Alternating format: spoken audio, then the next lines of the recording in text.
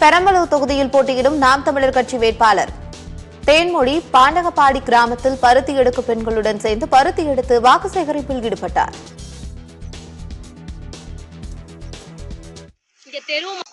அதே அமைச்சர் தான் என்ன சொல்றாரு, இப்ப நம்ம வயல்ல இறங்கி வேலை செய்யறோம்ல, இங்க நம்ம பவுடர் பூசிக்கிட்டு பேரலவலி போட்டுக்கிட்டா வேலை செய்யறோம். நம்மளுடைய துன்பம் என்ன, கஷ்டம் அப்படின்னா வச்சுக்கிறாரு. நாட்டுல வேற யாருமே நலன் பண்ணுனது மாதிரி இல்லாம இவங்க மட்டும்தான் செய்யற மாதிரி. நூலகமா, அதுக்கு அவங்க அப்பா பேரு. பஸ் ஸ்டாண்டா, அதுக்கு அவங்க அப்பா பேரு. இங்க தெருவும் முதல்ல நமக்கு ஒழுங்கா இருக்கா? நமக்கு ஒழுங்கா குடிநீர் வசதி ஏற்படுத்தி கொடுக்குறாங்களா? எதுவுமே செய்யாம இந்த திராவிட கட்சிகள் தொடர்ந்து என்ன பண்ணிட்டு இருக்கு அப்படின்னா நம்மளை ஏமாத்திக்கிட்டே தான் இருக்காங்க. மாற்றத்தை ஏற்படுத்திருக்கணும்னா 50 வருஷத்துல எப்பவோ ஏற்படுத்தியிருக்கலாம். 60 வருஷம் கிட்ட சுதந்திரம் கிடைச்சு 75 வருஷம் ஆச்சு. எந்த மாற்றத்தையும் ஏற்படுத்தாம இனிமேல் எந்த மாற்றத்தையும் கொண்டு வர மாட்டாங்க.